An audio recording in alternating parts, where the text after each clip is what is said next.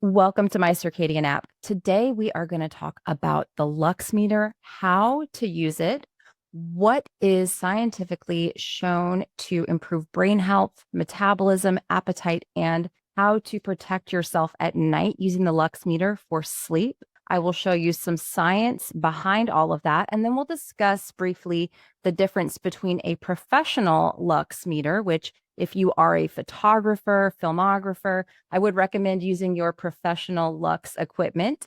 This one might be good in a pinch, but we'll discuss the differences between those two. I actually have a Lux meter here I'm going to show you. Before I start talking about all of this, give you a little demonstration on how to use the Lux meter within the app. A quick little reminder that nothing here in this video or within the My Circadian app is medical advice or meant to be taken as a substitute therefore. Okay, so let's go ahead and pick up this. This is a professional Lux meter. This is what it looks like. As you can see, there is a ball here. And what that allows the meter to do is pick up light, because light is always changing. Light is dynamic. It's not just one thing. And you'll notice that with the camera as well, that you can get, pointing it here, pointing it there, pointing it there, you're going to get different readings. What reading is important is what's coming into my eye. What is my eye receiving at the place and point of where I am? If you're in a shadow, if you're behind a window, if you're in between buildings, so many things can impact this lux that's getting into your eye. So here we go. I've had this here. As you can see, it'll kind of shift, it'll change. If I was to push this thing right up to the light up here, it's going to go up pretty high, right? It's going to get up to like 700. But again, here, I want to know what's happening right here. So what reading am I getting? It looks like it's bouncing between 400 and 500 is really what it's doing, okay? So I'm going to pick up the My Circadian app, and I'm going to open up the Lux meter here within the app. I'm going to point it. Actually, let me bring it to my eye level. Click, and this is the reading that I got, 180 lux, which was right on point with the professional Lux meter. Again, you got to keep this thing up near your eye level. What is the light that's coming into my eyes? And again, this is the reading I got, which was 480 on this Lux meter. So you're going to do this when you're outdoors as well. With the Lux meter on the My Circadian, you'll see you can flip the camera so it is front facing or it's back facing. You can, of course, watch the video. That's what you're here doing. But essentially, you want to make sure that your lens is clean on your camera if you're facing that way to measure your lux. And then if you're going to use that front facing camera, you're going to make sure the lens that's facing the measurement is also clean. If you have any sort of a cover on top of your lens or plastic on top of your lens, that's going to impact the amount of lux that your phone will pick up. So as you can see, again, a professional Lux meter and the camera phone Lux meter pretty much right on with their measurements. However, of course, if you are a professional photographer, then you may want to use your professional equipment. So let's go ahead into this little chart that I have made and talk about what lux you can expect depending on, of course, where you live, the time of year, all of those sorts of things. And then we're going to dive into some science around lux and your metabolism and lux and sleep. This is a chart that I made, and this is based on data that I have found through various scientific weather websites, as well as scientific information on lux. Now,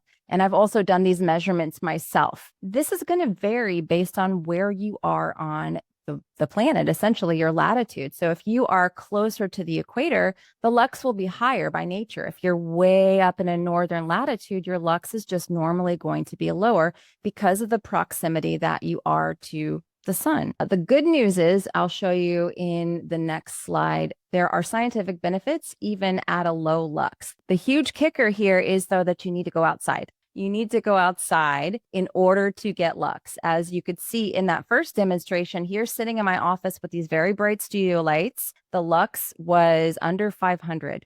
So here we are, the beginning, how lux changes through the day. So in the beginning of the day, sunrise and UVA, if you are to measure the sunrise with your Lux meter. And then again, of course, this is going to vary based on where you are. If you're in Florida, it's going to look different than somebody in Canada. You're going to probably have a brighter Lux in Florida than you will in Canada. But around sunrise, 500. I get around 1,000 at sunrise when the sun is first coming onto the horizon, right about in the morning again.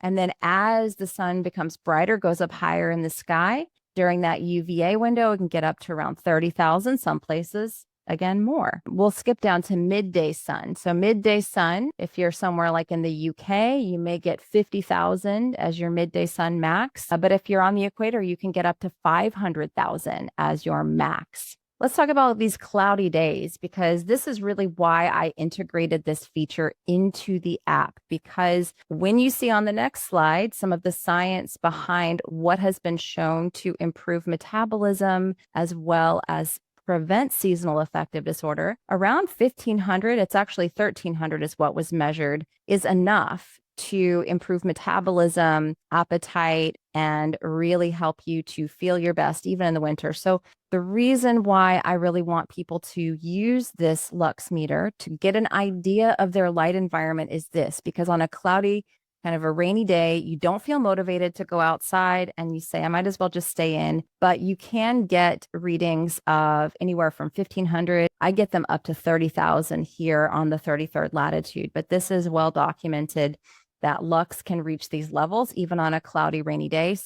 If you're indoors, even if you are in a big, bright studio like me, 500 is typically the maximum that you're going to get. Again, when that is measured at your eye level.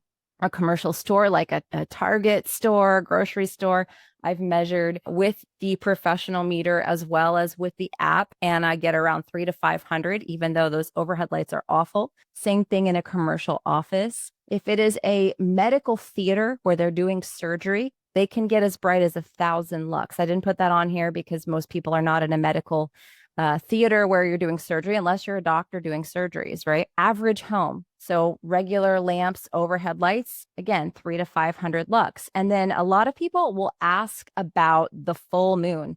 What's more circadian disruptive is going to be those artificial lights coming in through your windows, not necessarily the full moon. The full moon is about a 0.1 lux. And we'll talk about your evening routines and how to set yourself up in the evening for optimal lux. But what's important to understand is there's a difference between, you've got to go outside, you've got to get sunrise and UVA. You're going to get specific frequencies of light that are going to turn on your brain, but you also need brightness as well.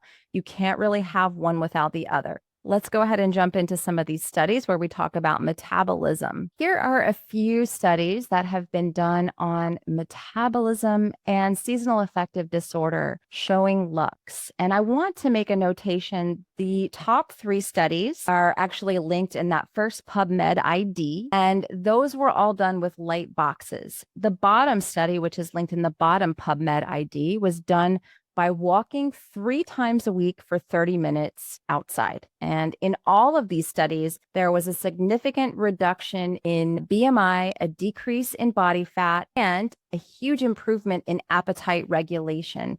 We also know that this happens in UVA light because of a brain protein called POMC, which cleaves off and forms alpha, beta, and gamma MSH, which is also very important for appetite regulation. So you can't have one without the other. You can't sit in front of a light box. And of course, I also want to note, if you read through these studies that use light boxes, in every single one of them, there were participants that complained of nausea and headache when exposed to these really bright light boxes. So, moral of the story is, if you recall the chart that I just showed you, even on a rainy, cloudy day, you can get 1,500 lux. The first study here, participants were exposed to 1,300 lux for 45 minutes every single morning. I believe this was for a 2-week time period. At the end of that time period, they saw significant reduction or regulation of appetite, reduction in BMI, and also a decrease in body fat, right? So that could happen on a rainy, cloudy morning. Or if sunrise time is the only time that you have available to get out there for that walk, there you go. 2,500 lux for 2 hours total per week. So here's the thing about light. If you get 30 minutes on a Tuesday, but you only get 5 minutes on a Wednesday, 10 minutes on a Thursday, an hour on Friday, right? This adds up. And when they study lux, they study light, it's a cumulative effect. So don't ever let perfect be the enemy of good when you're trying to expose your eyes and skin to these frequencies of light and this certain amount of brightness. It adds up because in this study, it was 2,500 lux for 2 hours a week. This was also for seasonal affective disorder, seasonal depression. There were marked improvements in depression and anxiety, improved sleep, and again, a reduction in BMI and a reduction in appetite. So appetite was better regulated. The third one was 4,300 lux for 30 minutes every morning. I think this one, again, was done for about 2 weeks. And this one was in perimenopausal women, which can be a stage of life where weight loss is a little bit more of a stubborn thing.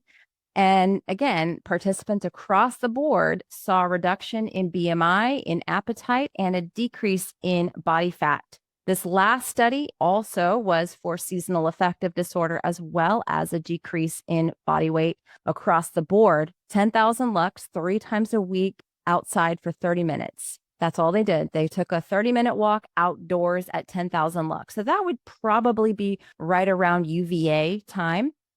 And what I just said about that brain protein POMC cleaving off to form alpha, beta, and gamma MSH. We're also synthesizing serotonin, dopamine, all of these feel-good hormones, beta endorphins, nitric oxide. All of this is happening in that time window. So it's not a wonder to me that just 3 times a week, taking a walk and getting that amount of brightness naturally from the sky, which technically could happen on a cloudy, rainy day as well, is beneficial. These were all done in the morning. I think that's another thing that's very significant for people to understand is that bright light in the morning is what has been studied to show the most metabolic benefits.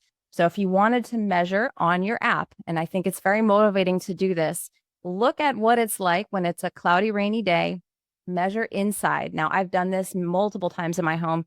I don't have a lot of light bulbs. I don't use overhead lights. And typically it's about a 24 lux indoors. When I step outside, even on a rainy, cloudy day, I'm getting up to 10,000 lux. So that hopefully this Lux meter will motivate you to get out and get moving or just be outside on those days when you really don't feel like it. You're also going to be getting an abundance of red and infrared light, even on a cloudy, rainy day. So you might be missing a lot of the stronger UV. UV can still get through some of the clouds, but you're going to get a lot of red and infrared, which have amazing benefits for your mitochondria. Let's talk about evening and lux. Now, there will be limitations to using the Lux meter on your camera. I've had people say, I can't get it to go below a 1. And if you're like me, I hope your phone screen is on red so that you're eliminating some of that brightness, some of that intensity. But yes, if you're using a Lux meter that has a phone, it might be a little difficult to get it to go down below a 1 because it's picking up the brightness from your phone. So I really use the Lux meter in the MyCircadianApp to test my evening environment, because not only do we want to block those blue and green frequencies. That's going to be between 450 nanometers up to 570 nanometers. Those have been shown, and there's a study here to back this up in the slide.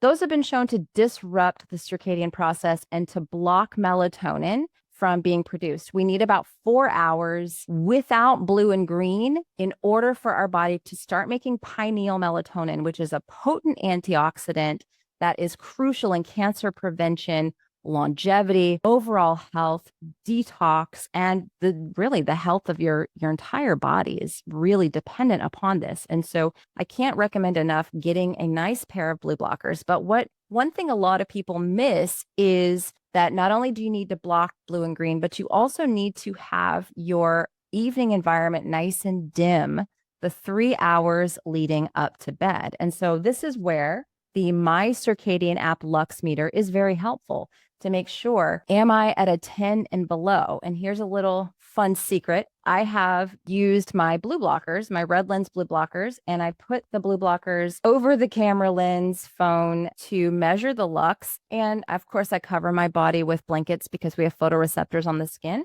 But I've been able to, a couple of nights, if I want to watch something on TV, I'm not a nun, to see that the lux coming from my television with the blue blockers over was about a 7 or an 8. And so, again, I'm blocking the blue light by wearing the blue blocking glasses, as well as I'm measuring with my circadian app to make sure my evening environment is dim enough the 3 hours leading up to bed so that my body can make pineal melatonin and I can get all of those deep cellular health repair processes going. It's also important to understand sometimes these red light panels, I've got one sitting here. This is one of these lovely red light panels. Now I use a little red light panel in the evening to illuminate my space. It's very nice. It's very soothing, but you don't want to do a red light therapy treatment on your body, because if you measure it with a Lux meter, like I showed you earlier, the closer you go to these panels, the brighter, the higher the lux is. I've measured my red light therapy panel to be as high as 12,000 lux when I'm right on it doing a treatment on my body.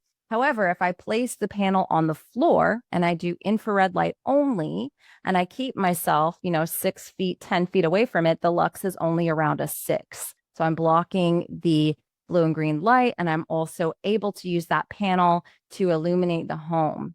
Okay. And if you're using blue light blocking bulbs, Bon Charge has those. I believe my code there is Sarah K. If you're using bulbs like that, just test. Just use the MyCircadianApp Lux Meter to check. And then always remember to be testing right about where your eye level is. That's what's coming into your eye. That should make the most sense for you. And your sleeping environment should be at a 1 or below. This is where the MyCircadianApp Lux Meter might be slightly limited because it's going to pick up the light from your phone. So my best advice, use blackout curtains, use a sleep mask. Just make sure there's no obvious light coming into your room, especially if you're like me, you live in a city, and floodlights, city lights, all of those things are really, really circadian disruptive. So our bedrooms all have blackout curtains. I sleep with an eye mask to ensure that my sleeping environment is this 1 and below. The science that shows, again, increase in hormonal cancers, trouble sleeping, insomnia, depression, all of these things were all shown in environments that the lux was too high in that particular bedroom. So hopefully these studies, these charts are very helpful at allowing you to understand why lux matters in your health. As I've mentioned, this doesn't exist in a vacuum. It's not just about getting a 10,000 lux light box. You also need the frequencies of red, infrared, the right amount of blue from being outdoors in the morning. This is where you get a lot of hormonal production. You're turning on the HPA and HPG axes. You're getting all these health benefits for your sex hormones, thyroid hormones, and making the correct amount of cortisol. So if you're a low cortisol person, sunlight and brightness from the outdoors can help your body to make the right amount. And if you're a high cortisol person, it can also bring it down. I like to say it's like an adaptogen. So these things all work together. The Lux meter is there again to motivate you on that rainy, cloudy day to get outside. It's so dim in here, so gross, but you measure it outside and then you're getting that abundance of red and infrared light, which is very helpful at supporting mitochondrial function and cellular water production. Last thing I want to bring up here in this video again, of course, is the limitation of using the Lux meter on the MyCircadianApp versus a regular Lux meter. As I mentioned in the beginning of the video, if you are a photographer, someone who needs exact readings for taking photos, the Lux meter in the MyCircadianApp might be helpful in a pinch, but you probably want to use your professional meter. And things like anything obstructing the lens of your camera, software updates, not knowing exactly where to hold the camera, which is why I made this video. You want to make sure it's really at eye level because it's important to know what's going in your eyes, being in the shade, being in between buildings, being underneath something. If I was to use a professional Lux meter for that, all of those things would come into play as well. People have a hard time understanding this because we've never really been taught about it. And there's a difference between Kelvin and lux. Kelvin is color temperature, and the Kelvin of lights indoors is way too bright most of the time in regards to what our eyes are supposed to be seeing. The indoor light bulbs are typically around a 5,700 to 6,000 Kelvin, as is your phone screen, which will tell your brain to make way too much cortisol. Okay. Kelvin and lux are different. What you need to know for the purpose of the MyCircadian app is that we're looking at lux, and we're also making sure we're going outside at those key times of day, sunrise and UVA. And then after sunset and nightfall, we're protecting our eyes with a good pair of blue blockers, and we're keeping that lux the 3 hours before bed, 10 and below, and keeping our sleeping environment 1 and below. I hope this video was extremely helpful and informative at showing you how to use the Lux Meter in the MyCircadian app. Of course, none of this is medical advice or meant to be a substitute for working one-on-one with a practitioner. And if you have any trouble with your Lux Meter, please reach out to us. Please fill out a help form on the MyCircadian app website. You can access that from inside the app, and you can also go to our website to the contact area where you'll put in your user ID and any issues that you might be having. Things like software updates can occasionally impact that Lux Meter within the app. All right, I hope this was helpful, and I will talk with you again soon.